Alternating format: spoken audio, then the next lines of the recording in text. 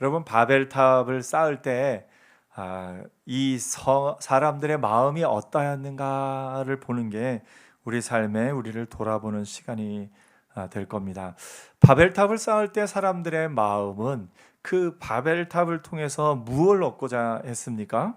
바벨탑을 통해서 그 꼭대기를 하늘에까지 닿게 하여 하늘에까지 올라가고 싶은 인간의 교만한 마음을 이 바벨탑이 보여주고 있습니다. 하늘에까지 닿게 하여 우리 이름을 내고 온 지면에 흩어짐을 면하자. 그들의 악한 마음이 이 바벨탑에 드러난 겁니다. 이들의 이 악한 마음은 본래 어디서부터 되었냐면 사실은 가인부터 이어져던 마음입니다. 오전에도 말씀드렸습니다만 가인이 처음 성을 쌓은 사람입니다. 왜 성을 쌓았느냐?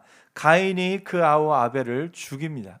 아우 아벨을 죽이고 나서 내가 이제는 불안해서 어떻게 할까 고민하고 있던 그때에 하나님이 약속을 주십니다. 너를 죽이는 자에게 벌을 7배나 더하리라. 그 약속의 표는 하나님이 주신 것이어서 사람들이 이제 두려워서 감히 이 가인을 죽이지 못할 그런 하나님의 보호하심의 약속이었습니다. 그런데 가인은 그 하나님의 보호하심을 믿지 못했습니다. 그래서 내가 나를 보호하고자 그 성을 쌓은 겁니다.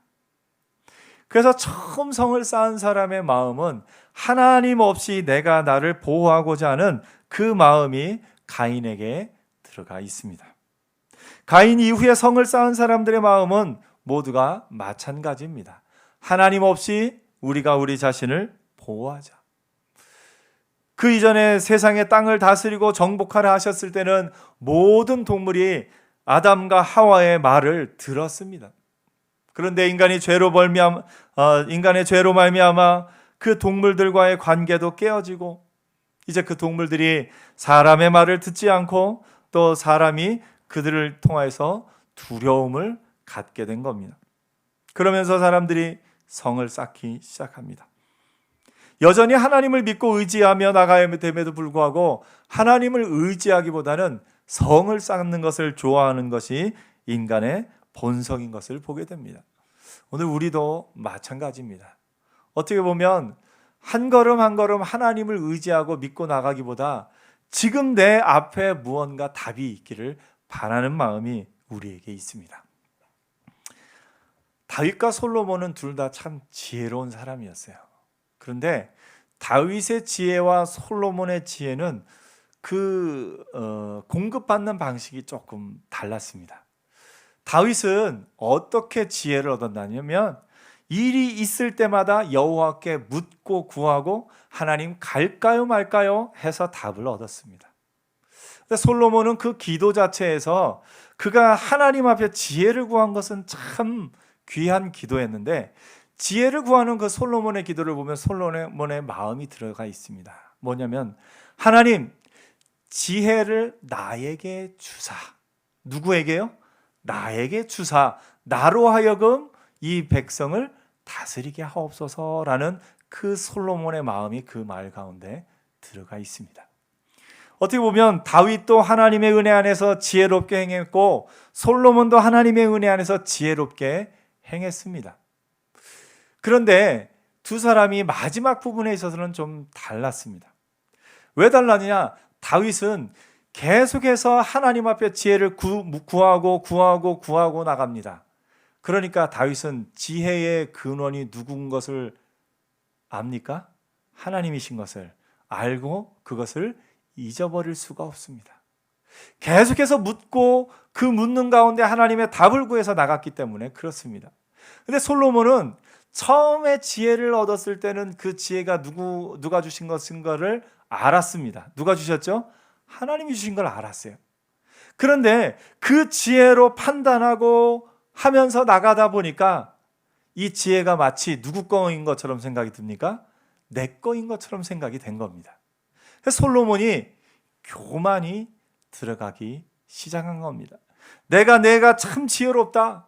저 멀리 시바의 여왕도 와서 칭찬하고 또 주변 많은 나라들이 칭찬하니까 자기 지혜로 일들을 이루기 시작합니다. 그렇게 하면서 자기 지혜와 하나님의 지혜를 구별하지 못하게 됩니다. 하나님 앞에 지혜를 구했으면 이방 여인들과 결혼하라고 했을까요? 하지 말라고 하셨을까요? 하지 말라고 하셨을 거예요. 그런데 솔로몬이 하나님의 지혜로 이렇게 하다가 나중에 자기 지혜가 조금씩 들어가기 시작합니다. 그러면서 이웃 나라들하고 싸우지 않고 지내려면 어떻게 하는 게 좋을까 하다가 솔로몬이 어떤 작전을 폈습니까? 결혼 정책을 폈습니다. 그래서 어느 성경에서는 솔로몬의 후궁이 아내가 왕비가 몇 명이요? 300 또 700 합해서 1000 이렇게 얘기를 하죠. 그래서 이 솔로몬이 자기의 지혜로 말미암아 결혼 정책을 펴면서 평화를 유지하려고 했던 자신의 지혜가 섞여 들어가고 맙니다. 계속해서 한 걸음 한 걸음 나갈 때마다 하나님의 지혜를 얻어서 판단하고 결정을 했던 다윗은 끝까지 그 모든 것이 하나님으로부터 왔다는 것을 잊지 않았습니다. 반면에 솔로몬 그 지혜를 나에게 주사 나로 하여금 이 백성을 다스리게 하옵소서 했던 솔로몬은 하나님이 주신 지혜임을 알았음에도 불구하고 점차 그것을 잊어버리고 내 것인 양 생각함으로 말미암아 그 마지막이 하나님 앞에 온전히 서 있지 못했던 것을 오늘 보게 됩니다.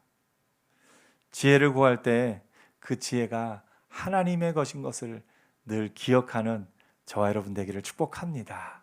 그러려면 하나님 한꺼번에 주세요라고 하는 것보다 한 번 한 번 구해서 받는 것이 그것이 참 귀합니다. 그래서 하나님 한꺼번에 이만큼 주세요 하는 것보다 하나님 오늘 필요한 만큼 이것 주세요. 또 이것 주세요. 하나씩 구하면서 나갈 때 하나님이 나의 공급자시오, 하나님이 나의 주인이시오, 하나님이 나의 모든 것임을 잊지 않고 살아갈 수 있는 겁니다. 오늘 여러분, 내가 나를 보호하고 내가 쌓아놓은 것으로, 내가 만들어 놓은 것으로 나를 보호하는 그것을 버리고, 내가 쌓아놓은 나의 성을 버리고 하나님 앞에 들판으로 나가는 은혜가 있기를 축복합니다. 광야, 들판, 사막 뭡니까? 하나님 없이는 살 수 없는 곳입니다. 광야에 가보면 압니다. 하나님 없이는 살 수 없다는 것을. 그래서 준우가 선교사님 얘기를 들어보면 준우가 선교사님은 하나님이 주셨음을 잊지 않기 위해서 꼭 이 금식을 정기적으로 한다고 합니다. 정기적으로 하면서 이 사역을 시작하게 하신 이도 하나님이시오, 또 이것을 이루어 오신 분도 하나님이신 것을 늘 기억하기 위해 그 마음으로 그 날을 지킨다, 이렇게 이야기하는 것을 들은 기억이 있습니다. 오늘 여러분, 내가 능력을 갖추면 갖출수록, 내게 지혜가 있으면 있을수록 내 것이 아니라 하나님의 것임을 늘 기억하는 은혜가 있기를 축복합니다. 어떻게 보면 하나님이 그래서 조금씩 주기도 하시는 것 같아요. 하나님이 왕창 주시면 교만할까 봐 조금씩 주시는 것 같기도 합니다. 사실 지금의 우리 한국교회는 그 하나님이 여태까지 주신 것을 조금 잊어버렸던 마음이 있었다면, 이것이 우리의 능력이나 우리 교회의 능력이 아니라 하나님이 주신 것임을 다시 기억하며, 이 나라 대한민국의 모든 것이 하나님이 주신 것임을 기억하며 한 번 더 하나님 앞에 나가야 될 때인 줄 믿습니다. 그래서 우리가 쌓은 성을 허물어야 합니다. 사람들은 우리가 가진 능력으로 모든 것을 할 수 있다는 그 생각은 항상 올라오게 되어 있습니다. 사실 중세시대의 타락도 거기서 시작됐습니다. 로마가 AD 392년에 테오도시우스 황제가 로마는 이제 기독교 국가다 선포하면서 로마 전체가 이제 기독교 국가가 되면서 그것이 참 좋았는데, 좋은 반면에 그것이 교회 타락의 시작이었던 것을 봅니다. 콘스탄틴 대제가 AD 313년에 그 전투에서, 밀비안다리 전투에서 이기면서 이제 이 로마의 기독교는 로마의 전체 종교 중에 하나다. 이 기독교를 인정할 때만 해도 그것이 참 좋았는데, 교회가 힘을 갖고 교회가 능력을 갖게 되면서 이것이 하나님이 주신 것임을 잊어버리면서 중세시대의 타락이 어떻게 보면 시작된 것을 보게 됩니다. 그러므로 교회는 계속해서 광야로 나가야 됩니다. 때로 그 교회는 일부러라도 광야로 나가야 됩니다. 일부러라도 우리가 쌓아놓은 그 성을 없애고 광야로 나가서 하나님이 주시는 것을 한 번씩 맛보는 은혜가 필요합니다. 오늘 여러분, 내가 쌓은 성이 아니라 하나님의 보호하심을 의지하며 나가는 은혜 있기를 축복합니다. 하나님의 보호하심을 자꾸 기억하기 위해서는 때로 성을 좀 뛰쳐나가 봐야 합니다. 우리 서울광염교회 있을 때 가끔 가다가 우리 초막절을 한번 지킵시다 하는 때가 있습니다. 사실 성경에도 초막절 지키는 이야기가 나와 있습니다. 이스라엘 백성은 그 초막절을 왜 지키냐면, 애굽에서 우리를 구원하실 때가 이랬다. 이 무교병을 먹으면서 그 초막절을 지키면서 하나님이 우리를 구원하신 그 은혜를 한 번 더 되새겨보는 그 날을 만드는 것을 보게 됩니다. 여러분, 때로 광야로 나가는 은혜가 있기를 축복합니다. 하나님이 내게 이미 주신 것, 그것이 없는 때에 나는 어떤 사람인가 한번 돌아보는 은혜도 있기를 바랍니다. 그러면서 잊지 말아야 될 것은 하나님이 우리의 보호자시오, 하나님이 우리의 공급자시오, 하나님이 우리의 모든 것임을 늘 기억하고 나가는 은혜가 있기를 축복합니다. 바벨탑을 쌓은 사람들은 그것을 잊어버렸습니다. 하나님이 노아를 통해서 노아를 보호하시고 그 자녀들을 이 땅 가운데 번성하게 하셨는데, 이제 그 시대가 지났을 때 하나님이 보호하셨던 것을 잊어버리는 그 순간이 되자 사람들이 바벨탑을 쌓기 시작합니다. 오늘 이 바벨탑 쌓은 사건은 어떻게 보면 한편에 잘 짜여진 시와도 같습니다. 왜 봉투 구조라고 그러죠? 엔벨로프, 위에도 아래도 이게 닫혀 있는 봉투 있지 않습니까? 그처럼 A와 맨 끝에가 또 중간과 뒤가 하면서 이렇게 어떤 그런 구조를 이루고 있습니다. 그러면서 이 구조 가운데 이들이 성을 어떻게 쌓았는가, 그 부분들을 이룹니다. 처음에 언어가 하나였다는 걸 강조하고 그들이 벽돌을 만들고 성읍과 탑을 쌓으려고 합니다. 근데 그 하나님이 성읍과 탑을 보시고 그들이 하나 돼서 그런 것을 아시고 그 언어를 혼잡하게 하십니다. 이렇게 쌓아 올려갔던 것을 이렇게 쌓아내리는 그 하나님의 역사를 이 언어적인 문학적인 구조를 통해서도 보여주고 있는 것을 보게 됩니다.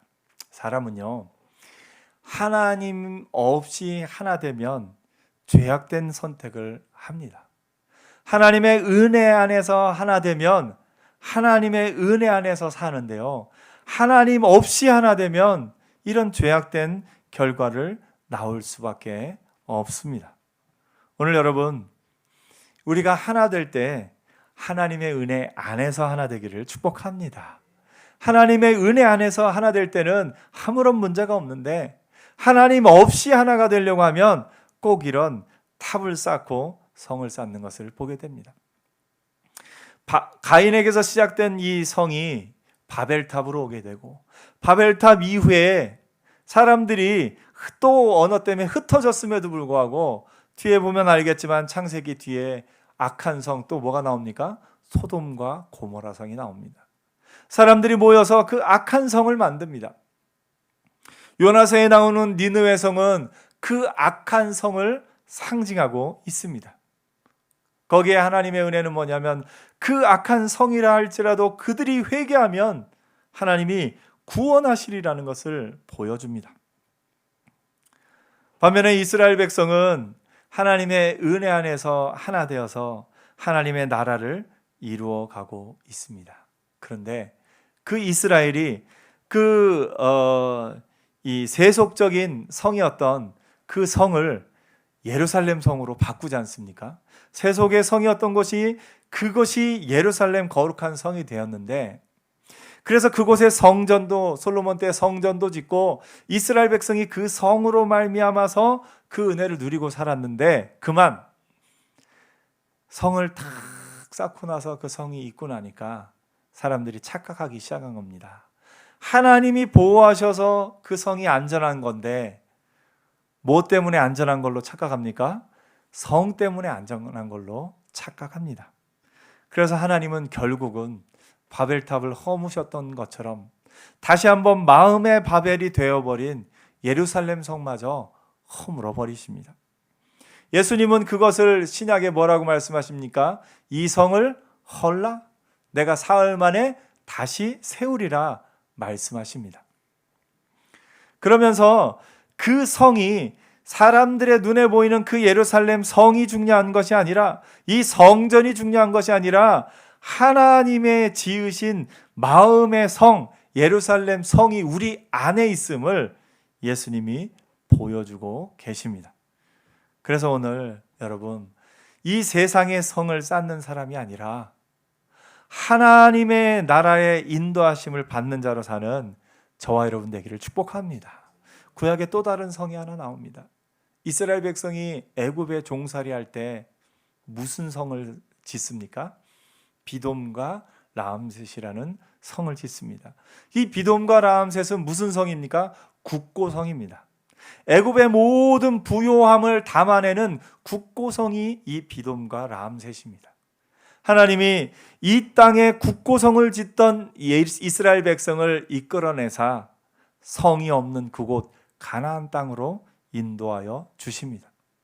그래서 그곳에서 거룩한 성 예루살렘을 만들게 하시는 것, 이것이 하나님의 구원 계획입니다. 우리의 구원은 그와 같습니다. 이 땅의 국고성, 이 땅에 어떻게 하면 우리가 더 많은 것을 누리며 살까? 이 땅의 국고성만을 위해서 살던 사람을 부르셔서 이 땅의 국고성이 아니라 하늘나라의 예루살렘 성을 향해 가는 발걸음을 옮기게 하시는 것, 이것이 하나님의 구원 계획인 것을 보게 됩니다. 우리가 그 한가운데 있지요. 그래서 여러분, 이 땅에 성을 쌓고 사는 사람들, 그 성이 잘 지어진 걸 보면 볼수록 안타까워해야 됩니다. 이 땅의 성이, 이 땅의 성만을 위해서 살아가는 사람을 볼 때마다 안타까워해야 됩니다. 그 성은 언젠가는 무너지게 돼 있습니다. 하나님이 무너뜨리실 날이 있습니다. 하나님 없이 세운 모든 성은 무너질 겁니다. 그러나 하나님의 은혜 안에 쌓은 성은 예루살렘 성으로 바뀌는 은혜가 있는 줄 믿습니다. 그래서 믿음의 사람은 뭐냐면, 내가 쌓은 성은 예루살렘 성이다. 그것은 뭐냐면, 내가 쌓은 이 성의 주인은 하나님이시다. 그것을 늘 고백하며 사는 것이 예루살렘 성을 쌓는 사람으로 살아가는 겁니다. 오늘 이 바벨탑을 쌓은 사람들은 하늘에까지 닿으려고 하고 우리의 이름을 내고 온 지면에 흩어짐을 면하자 생각했습니다. 자신들의 이름을 내고 자신들이 흩어짐을 면하기 위해서 살아갑니다. 그러나 하나님은 하나님의 이름을 높이지 않는 모든 것을 허물어 버리십니다. 오늘 여러분, 우리 예루살렘 성 잘 쌓고 사는 저와 여러분 되기를 축복합니다. 그래서 어딜 곳에서나 내가 있는 그곳이 예루살렘이다. 내가 학교에 있으면 그 학교가 예루살렘이 되고, 내가 집에 있으면 그 집이 예루살렘이 되고, 내가 어느 곳에 있든지 그것이 하나님이 주신 것임을 인정할 때 그곳이 예루살렘으로 바뀌는 은혜가 있을 줄 믿습니다. 학교에 가면 이 학교의 주인은 하나님이시다. 직장에 가면 이 직장의 주인은 하나님이시다. 우리가 그렇게 고백하며 나가는 은혜가 있기를 축복합니다. 하나님이 그 바벨을 흩으심으로 말미암아 그 온 땅의 언어를 혼잡하게 하셨고 그들이 온 사방에 흩어지게 됐고, 이제 그들이 그 도시를 건설하기를 그쳤더라라고 성경은 말하고 있습니다. 하나님이 막으시면 그 누구도 열 자가 없고, 하나님이 열어주시면 그 누구도 막을 자가 없습니다. 여러분, 여러분이 하는 일, 하나님이 막으시는 일입니까? 하나님이 열어주시는 일입니까? 아멘. 기도할 때 하나님, 제가 이 일을 하면 하나님이 열어주시겠습니까? 하나님이 막으시겠습니까? 하나님이 열어주시겠다라는 그 마음이 들 때 그 일을 하는 은혜가 있기를 축복합니다. 우리가 누군가와 싸우려고 할 때, 하나님, 제가 이 사람과 싸우면 하나님이 열어주시겠습니까? 막으시겠습니까? 답은 뭐겠습니까? 예. 하나님 앞에 우리는 물어보면서 나가는 은혜가 있기를 바랍니다. 그래서 저와 여러분에게 있는 지혜는 솔로몬의 지혜보다 오히려 다윗의 지혜이기를 축복합니다. 내가 이미 쌓은 것으로, 그것으로 내가 그동안 쌓아온 것으로 살아가는 것이 아니라, 하나님, 지금 하나님이 나에게 주시는 은혜는 뭡니까? 지금 하나님이 나에게 주시는, 열어주시는 길은 뭡니까? 매일매일 한 번 더 물어보며 나가는 은혜 있기를 축복합니다. 한번 해볼까요? 하나님, 할까요 말까요? 하나님, 열어주시겠습니까? 막으시겠습니까? 하나님 앞에 기도하며 물어보며 나가는 저와 여러분 되기를 축복합니다. 그럴 때 하나님이 열어주시는 인생, 하나님이 함께 하시는 성을 쌓는, 거룩한 성을 쌓는 저와 여러분 되기를 축복합니다. 세상의 성을 허물고 하늘의 성을 쌓는 사람으로 사는 저와 여러분 평생 되기를 축복합니다. 그 다음 얘기 하나만 더 하겠습니다. 셈의 족보가 여기 나오는데요.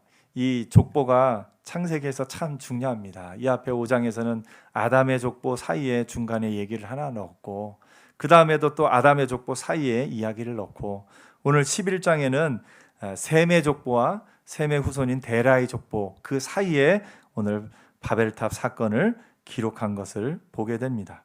이 셈의 족보를 통해서 하나님이 우리에게 중요하게 여기시는 것은 뭐냐면, 우리의 삶에 가장 중요한 것은 생명을 낳는 일이라는 것을 한 번 더 보여줍니다.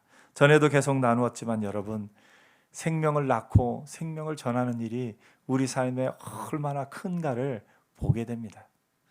참 요즘 젊은 결혼하는 사람들 이렇게 얘기를 들어보면, 자녀를 몇 명 낳겠느냐 물어보면 한 명 낳겠다는 사람이 참 많아요.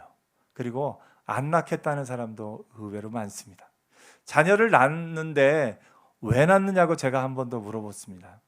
자녀를 왜 낳는다고 생각합니까? 하면 생각보다 답을 하는 사람이 많지 않아요. 자녀를 낳는 목적을 모르고, 결혼을 왜 하냐 물어보면 결혼하려는 목적도 모르고 그냥 때가 돼서 나이가 돼서 결혼하고, 결혼 안 하면 주변에서 이렇게 저렇게 말하니까 결혼을 한다 이렇게 이야기를 합니다. 오늘 여러분, 결혼하는 목적은 뭐냐면 하나님이 결혼하라 명하셨기 때문에 결혼하는 겁니다. 자녀를 낳는 목적은 뭐냐면 하나님이 자녀를 낳고 생육하고 번성하라 명하셨으니까 자녀를 낳는 겁니다.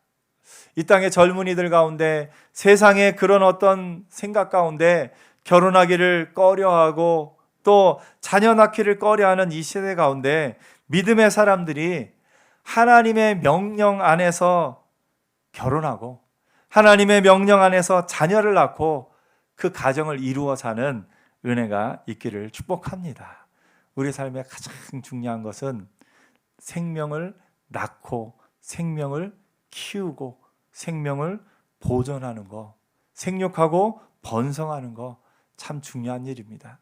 지지난 시간에 우리는 믿음의 조상인 걸 나눴죠. 이 시대의 믿음의 조상. 여러분, 이 시대의 믿음의 조상으로서 더욱 생명을 낳는 일에 온 힘을 다하며 온 힘을 쏟으며, 하늘나라 갔을 때 누구누구는 이 땅 가운데 누구를 낳고, 그리고 또 얼마 동안 지내며 계속 믿음의 자녀를 낳고 살았더라, 이렇게 기록되는 저와 여러분 되기를 축복합니다. 기도하겠습니다.